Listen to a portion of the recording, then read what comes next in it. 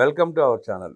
నమస్కారం. ఇటీవల ఒక వార్త బయట చక్కర్లు కొడతా ఉంది. పవన్ కళ్యాణ్, నాదెండ్ల మనోహర్ ఇద్దరు కేంద్ర మంత్రి అమిత్ షాని కలిసినట్టు, అమిత్ షా దగ్గర పవన్ కళ్యాణ్ జగన్మోహన్ రెడ్డిని అరెస్ట్ ఎప్పుడు చేస్తారు అని అడిగినట్టు, ఆయన నీకెందుకు, నీకు అతనికి శత్రుత్వం లేదు కదా, జగన్మోహన్ రెడ్డి మనకి పర్మనెంట్ ఫ్రెండ్, చంద్రబాబు మనకి టెంపరీ ఫ్రెండ్, ఆ విషయం మీరు పట్టించుకోపాకండి అని హితబోధ చేసినట్టు, ఆ విషయాన్ని కోర్ కమిటీ మీటింగ్లో పవన్ కళ్యాణ్ ప్రస్తావించినట్టు, ఆ విన్న ఎమ్మెల్యేలో ఒక ఎమ్మెల్యే ప్రొఫెసర్ నాగేశ్వర గారికి చెప్పినట్టు ఈయన ఒక వార్త క్రియేట్ చేసి వీడియో చేసి వదిలిపెట్టి వైరల్ చేస్తూ ఉన్నారు. అసలు వాస్తవాలు ఏంటి?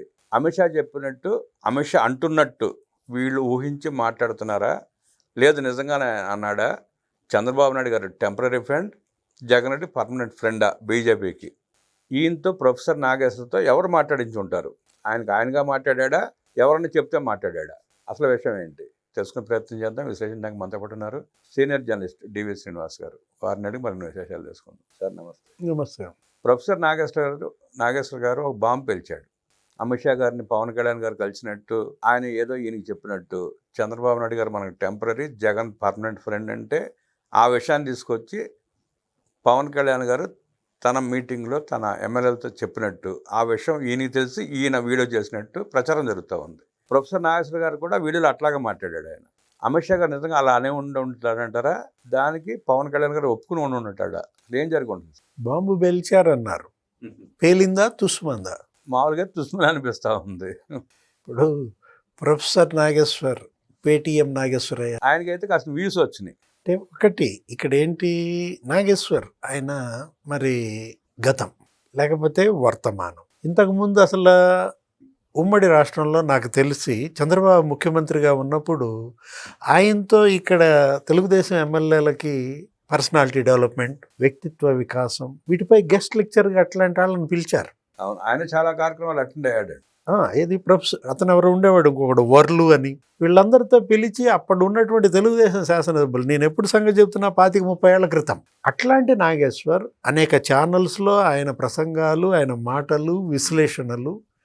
ఇప్పుడు ఈ విశ్లేషణ చూస్తే నాకు ఎన్టీ రామారావు అన్న మాట ఏదో గుర్తొస్తుంది. ఎన్టీ రామారావు అప్పట్లో ముఖ్యమంత్రి కాకముందు ఆ చైతన్య రథం, ఇక చైతన్య రథం అంటే మీరు గుర్తొస్తారు. ఆ చైతన్య రథంలో ఆయన మాట్లాడుతూ ఏమనేవాడంటే, కాంగ్రెస్ పార్టీ అప్పటికి 100 ఏళ్ళు, అదే పెద్ద పార్టీ, ఎప్పుడో పుట్టిన పార్టీ అన్నట్టుగా, చెట్టుడికి నాక ఒక్కొక్క మూతి పెందిలు అనేవాడు. ఇక్కడ ఉన్న కాంగ్రెస్ నాయకుల్ని, అది అసలు కాంగ్రెస్ ఇక ముసలిదైపోయింది, ఇప్పుడున్న వాళ్ళంతా చెట్టు ఉడికినాక ఒక్కొక్క మూతి పిందెలు అంటారు. అట్లాగే నాగేశ్వర్ గారు కూడా విశ్లేషణలు చేసి చేసి చేసి ఇక ఉడికి ఇప్పుడు ఈ కుక్కమూతి విశ్లేషణ. అంటే మీరు అన్నది ఏంటంటే వ్యూస్ కోసం దారాసుకోవడం అలవాటు పడి అవి తగ్గేటప్పటికి ఇలా విష ప్రచారం మొదలు పెడుతున్న వ్యూస్ పెరుగుతున్న ఉద్దేశం చేసి ఉండొచ్చు అంటారా? అంటే ఇది ఆయనంతటా ఆయన స్క్రిప్టా, తను రాసుకున్నదా, ఎవరైనా పంపిన స్క్రిప్టా? ఎవరన్నా పంపించారా అంటే మళ్ళీ సజ్జల రామకృష్ణారెడ్డి గుర్తొస్తాడు అందరికి. పూడి శ్రీహరి కూడా కొత్తగా ఇప్పుడు ఏదో మొన్న జైలుకి వెళ్ళి వచ్చినట్టున్నాడు. అంటే జైలుకి వెళ్ళలేదులే కానీ మొత్తానికి కేసులు పడ్డట్టున్నాయి. అంటే ఇప్పుడు మనకు తెలిసి ప్రొఫెసర్ గారు నాగేశ్వర్ ఏంటి, ఆయన స్క్రిప్ట్ ఆయన ఏంటి అసలు మామూలుగా రీసెర్చ్ చేస్తుంటాడు, ఎప్పుడు ఏదో ఒకటి చదువుతుంటాడు, రాసుకుంటుంటాడు. అట్లాంటి వ్యక్తి ఆయన నుంచి అంతర్జాతీయ అంశాలు, జియో పాలిటిక్స్, అసలు ఏది ఒక సబ్జెక్ట్ అని కాదు కదా, ఏదైనా మాట్లాడగలడు, ఆసుగా మాట్లాడగలడు. ఆయన ధారణ శక్తి అపారం. అట్లాంటి ఆయనతో ఈ విధమైన మాటలా, ఈ విధమైన విశ్లేషణ అంటే ఇప్పుడు ఏంటి అసలు ఈ వీడియో? పవన్ కళ్యాణ్, నాదెండ్ల మనోహర్ ఢిల్లీ వెళ్ళారు, అమిత్ షాని కలిశారు. కలిసి జగన్మోహన్ రెడ్డిని ఎప్పుడు అరెస్ట్ చేస్తారు అని అడిగారని. పవన్ కళ్యాణ్ అలా అడుగుతాడా? అసలు ఈ మధ్యకాలంలో ఢిల్లీ వెళ్ళిన పరిస్థితి అక్కడ కనపడలే ఎవరికి.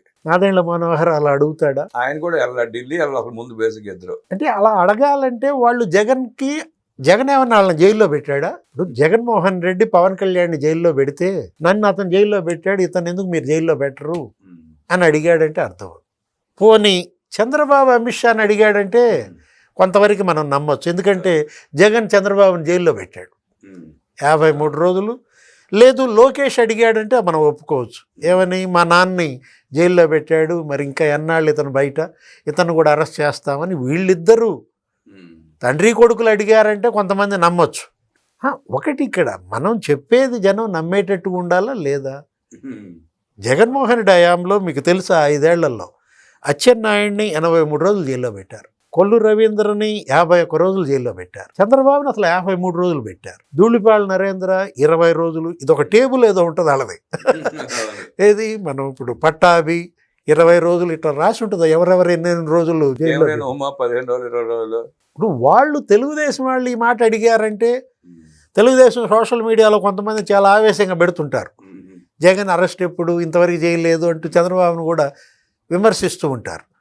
అంటే వాళ్ళు అడిగారంటే అర్థం ఉంది, కానీ పవన్ కళ్యాణ్ అడుగుతాడా? పవన్ కళ్యాణ్ ఏమన్నా జగన్ని శత్రువుగా చూస్తున్నాడా? అదేమంటే మళ్ళీ ఆ విశ్లేషణలోనే ఇంకో మాట కూడా అన్నాడు. ఏమని? అందుకే వైఎస్ఆర్ కాంగ్రెస్ పార్టీ వాళ్ళంట జగన్మోహన్ రెడ్డి కానీ పవన్ కళ్యాణ్ని విమర్శించరంట. అట్లాగే జనసేన పవన్ కళ్యాణ్ వాళ్ళు కూడా వీళ్ళని విమర్శించరనో ఏదో చెప్తాడు. ఇప్పుడు అంబటి రాంబాబు ఏ పార్టీ? వైఎస్ఆర్ కాంగ్రెస్ పార్టీ. నిన్న కాక మొన్న అసలు నిన్నే ఉంది, రోజు తిడతానే ఉన్నాడుగా. ఏ పార్టీ? వైఎస్ఆర్ కాంగ్రెస్ పార్టీ. గంట గంటగా తిడతాను. ఎవరిని తిట్టేది? పవన్ కళ్యాణ్. అంటే ఇప్పుడు ఒకటి వీళ్ళు వాళ్ళు తిట్టుకోవటం లేదు అందుకే అని ఈయన చెప్తున్నాడంటే, నాగబాబు పవన్ కళ్యాణ్ మెగా బ్రదర్స్, చంద్రబాబు బానిసలు అన్నాడు ఈయన అంబటి రాంబాబు.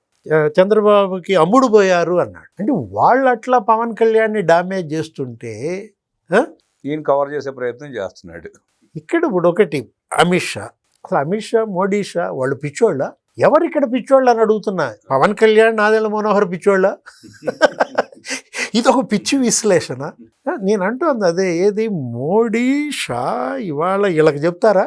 ఏది అరెస్టుల గురించి, జైళ్ళ గురించి వీళ్ళు అడుగుతారా? ఇప్పుడు స్టాలిన్కి మమతకే మన చుక్కలు చూపించారు.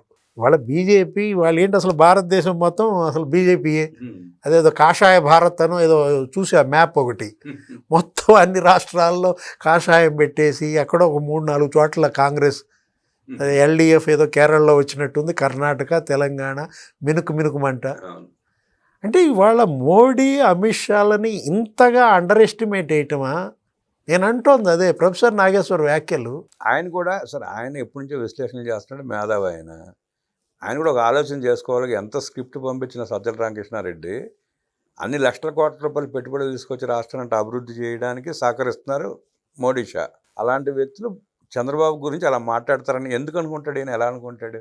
మేధావి అనే పదం వాడారు మీరు. మేధావి అంటే ఇప్పుడు తెలంగాణ సెక్రటేరియట్లో పనిచేస్తుంటాడు, రేవంత్ పేషీలో ఉన్నట్టున్నాడు. మన జర్నలిస్ట్ మిత్రుడే ఏమనేవాడంటే, నేను ఎప్పుడో 15 ఏళ్ల క్రితం మేధావి అని ఎవరన్నా అన్నారనుకో మేధావి అనేవాడు. అంటే వాళ్ళు మేధావులు కాదు మేధావులు అంటూ.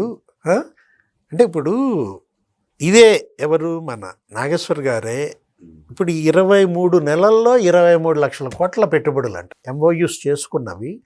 దేశంలో ఏ రాష్ట్రంలో అన్నా ఉందా? అసలు ఎందుకని ఇక్కడికి అసలు ఇలా ఇన్వెస్ట్మెంట్స్ వెల్లువెత్తుతున్నాయి? ఎంఓయూలు చేసుకుని 23 లక్షల కోట్లు ఉన్నాయి, గ్రౌండ్ అని 10 లక్షల కోట్లు ఉన్నాయి కదా, శంకుస్థాపన జరిగినాయి. వీటి మీద విశ్లేషణ, దాని మీద ఏదైనా కొద్దిగా ప్రశంస పాజిటివ్ ఆస్పెక్ట్లో, లేకపోతే ఎంప్లాయ్మెంట్ ఏది ఇవాళ మెగా డిఎస్సి 16,000 పోస్టులు ఇచ్చారు, లేకపోతే జాబ్ క్యాలెండర్ 10,000 పోస్టులతో ప్రకటించారు, కానిస్టేబుళ్ళ పోస్టుల భర్తీ ఒక 6-7 వేలు అది చేశారు, మెడికల్ అండ్ హెల్త్లో ఒక 10,000 పోస్టులు భర్తీ చేశారు. ఇట్లా ఇండస్ట్రీస్లో ఈ కంపెనీస్లో మీరన్నట్టుగా 10 లక్షల ఉద్యోగాలు ఇప్పటికే వచ్చాయి. ఈ విధంగా కూడా మీరు పాజిటివ్లో ఏదైనా చేస్తే కొంత క్రెడిబిలిటీ, ఏది అటు మంచి చెప్తున్నాడు ఇటు చెడు చెప్తున్నాడు. అరే అంత క్రెడిబిలిటీ ఉన్న ప్రొఫెసర్ ఏ విధంగా తన క్రెడిబిలిటీని ఆయన ఎలా దెబ్బ తీసుకుంటున్నాడు ఈ విధమైనటువంటి? అంటే ప్రెస్టేషన్ ఎందుకు సార్? ఆయనకి ఎందుకు అంత ప్రెస్టేషన్లో వీడియోలు చేస్తున్నాడు? అట్లా ఏమై ఉండొచ్చు అంటారు? యాక్చువల్గా ప్రొఫెసర్ నాగేశ్వర్ ఎమ్మెల్సీగా గతంలో పనిచేశారు, 2 సార్లు చేసినట్టు. ఏది ఒక తటస్థుడిగా. ఆయన ఏంటి కొంచెం కొద్దో గొప్ప మార్క్సిస్ట్ భావజాలం ఏదో ఉండేది, కొద్దిగా కమ్యూనిస్టులు వాళ్ళందరూ అప్పట్లో మద్దతు ఇచ్చిన దీంట్లో రాజశేఖర రెడ్డి ముఖ్యమంత్రిగా ఆయన ప్రభావం ఈయనపై, ఏది ఆయన పీరియడ్లో రాజశేఖర రెడ్డి 5 ఏళ్ళు ఆ స్నేహ సౌహార్ద సంబంధాలే ఇవాళ జగన్మోహన్ రెడ్డి పట్ల ఈ విధమైనటువంటి కన్సర్న్. ఇప్పుడు ఎమ్మెల్సీగా గెలిచినప్పుడు తెలుగుదేశం కార్యకర్తలు అవ్వచ్చు, అభిమానులు అవ్వచ్చు, ఓటర్లు అవ్వచ్చు, వాళ్ళ ప్రభావం కూడా ఉంది ఆయన మీద. అందరూ గెలిచే కదా ఆయన గెలిపించింది. గ్రాడ్యుయేట్స్ నుంచి వచ్చిన దాంట్లో అటు తెలుగుదేశం ఇటు మొత్తం అన్ని పార్టీలు కాంగ్రెస్, ఆయన ఏంటి అలాంటి వ్యక్తి చట్టసభల్లో ఉండాలి, వాయిస్ వినిపించాలి. అప్పట్లో మరి నీ వాయిస్కు ఉన్నటువంటి అంత న్యూట్రాలిటీ ఇప్పుడు ఏంటి? ఈ విధంగా ఏది మనం ఇప్పుడు ఒకటి నాగేశ్వర్ గారు తీసి పక్కన పెట్టాడు, ఇంకెవరో జర్నలిస్ట్ సాయి అని ఒకడు ఉంటాడు. అది మరీ దారుణండి. అది పేటీఎం కూలి అని అర్థమైపోద్దిగా.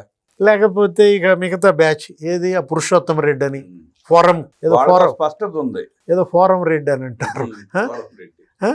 లేకపోతే అసలు ఇప్పుడు అక్కడ తిలక్ అని ఇప్పుడు సాక్షిలో చేరిన కొంతమంది జర్నలిస్టులు వాళ్ళ యొక్క వెర్షన్స్, అంటే వాళ్ళంటే పేటీఎం, మీరు ప్రొఫెసర్ కదా, అంటే ప్రొఫెసరే పేటీఎం, పేటీఎంఏ ప్రొఫెసర్ అయిపోయినట్ట. అయి ఉండొచ్చు, మార్పు వచ్చి ఉండొచ్చు సహజంగా. ఏ విధంగా వ్యక్తుల పతనం ఎలా ఉంటుందో, అంటే ఎక్కడో మౌంట్ ఎవరెస్ట్గా ఉండాల్సిన వాళ్ళు మరుగుజ్జులుగా ఎలా మారుతారో ఎక్కడో నాకెందుకు ఇదే ఉదాహరణ. అంటే డబ్బుకి ఎంతటాడైనా లొంగిపోతాడు, డబ్బుకు దాసోహం లోహం అంటే ఇదే స్పష్టంగా అర్థమవుతుంది. అంటే ఇప్పుడు ఏదో పవన్ కళ్యాణ్ని వైసీపీ వాళ్ళు అంటుంటారు పదే పదే ప్యాకేజ్ స్టార్ ప్యాకేజ్ స్టార్ అని. ఆయన కాదు ప్యాకేజ్ స్టార్, వీళ్ళే కదా. వీళ్ళంతా ప్యాకేజ్ స్టార్లు. దురదృష్టం ఏది ఇలాంటి పరిణామాలు అలాంటి వ్యక్తికి వస్తున్నాయంటే ఇది చాలా విషాదం కూడా. అంటే ఈ టైంలో ఈ స్టేజ్లో డబ్బులు కక్కుర్తి పడాల్సిన అవసరం కూడా ఆయనకి లేదు. ఎందుకు కక్కుర్తి పడి అలా విషప్రచారం చేస్తున్నాడో కూడా ఆయన సమానం చెప్పాలి. అసలు ఒకటి ఇందులో ద్వేషం ఏంటి?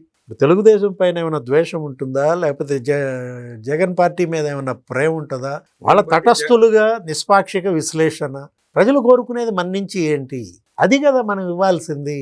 అది వదిలేసి వ్యక్తిగత ఎజెండాలనే మన ఎజెండాలుగా తీసుకుంటూ పార్టీ ఎజెండాలనే మనం తీసుకుని ప్రజల్లోకి ఏం తీసుకెళ్దామని, మంచిని మంచిగా చెప్పండి, చెడుని చెడుగా చెప్పండి.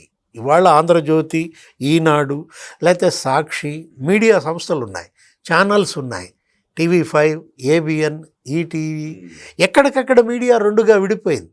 వాళ్ళు అంటారు ఏదో ఎల్లో మీడియా అంటారు, లేకపోతే నీలి మీడియా అంటారు, నీలి మీడియా, ఎల్లో మీడియా, కూలి మీడియా అంటారు. ఇట్లా ఉన్నా కూడా ప్రజలు పిచ్చోళ్ళు కాదండి. అటు జ్యోతి, ఈనాడు, సాక్షి అన్నీ చదువుతారు. అవును, అన్ని గమనిస్తూనే సార్. ఏది నిజమో ఏది అబద్ధమో వాళ్ళకి అన్నీ తెలుసు, ఎందుకంటే అన్నీ చూస్తున్నారు కాబట్టి, అన్నీ చదువుతున్నారు కాబట్టి. అంటే జగన్మోహన్ రెడ్డి ఆఖరి అస్త్రంగా ప్రొఫెసర్ నాగేశ్వర గారిని ప్రయోగించి ఉండొచ్చు అంటారా? ఆఖరి అస్త్రం కాదు, ఇంకెన్ని అస్త్రాలు బయటకు వస్తాయో చూడండి. ఐవైఆర్ కృష్ణారావు ఎక్కడున్నారు, వస్తాడా? పాత పడిపోయాడు మళ్ళీ ఆయన కూడా వస్తాడా? ఆయన కూడా ఆల్రెడీ ఐవైఆర్ టాక్స్ అంటూ ఆయన కూడా చేస్తున్నట్టున్నాడు, కానీ ఇంకా ఈ దీంట్లోకి వచ్చినట్టు లేరు. దురదృష్టం ఏది ఇదే వ్యూహం గతంలో జగన్మోహన్ రెడ్డి అప్పుడు మనం చూసాం. వీళ్ళతో పుస్తకాలు ఎంచడం, వీళ్ళతో విషం ఎక్కించడం, అంటే తటస్థులు చెబితే బాగా జనం నమ్ముతారు, నేను చెబితే నమ్మరు, నేను క్రెడిబిలిటీ కోల్పోయా, నా పార్టీ చెబితే నమ్మరు, వైఎస్ఆర్ కాంగ్రెస్ పార్టీ క్రెడిబిలిటీ కోల్పోయింది. ఇక సాక్షి ఇక మనం తెలిసిందే, శాంతం దారిపోయింది, అందులో అబద్ధం తప్ప రాదు, నిజం ఉండదు. ఆ ఛానల్ అయినా ఇవాళ పేపర్ అయినా. కాబట్టి వీళ్ళందరినీ నమ్ముకుని మళ్ళా ఇంకోసారి మళ్ళా మాయ చేసే ప్రయత్నం చేస్తున్నాడు, మాయలో పడి కొట్టుకుంటున్నాడు. ఇవాళ జనం పిచ్చోళ్ళు కాదు, నేను అంటోంది అదే. జనం అన్నీ చూస్తున్నారు, అన్నీ గమనిస్తున్నారు, ఏది నిజమో వాళ్ళకి తెలిసినట్టుగా ఎవరికీ తెలియదు. ప్రొఫెసర్ నాగేశ్వరరావు అయినా, ఐవైఆర్ కృష్ణారావు అయినా, ఇంకొక పురుషోత్తమ రెడ్డి అయినా, ఎవరు ఎన్ని చెప్పినా ప్రజలు నమ్మే పరిస్థితి లేదని, వినే అవకాశం కూడా లేదని, వాళ్ళ పేటీఎం కోసం వాళ్ళు మాట్లాడే ప్రయత్నం చేస్తున్నారు తప్ప ఏది వాస్తవం కాదంటే విశ్లేషించిన డివి శ్రీనివాస్ గారికి ధన్యవాదాలు తెలియజేస్తూ నమస్కారం.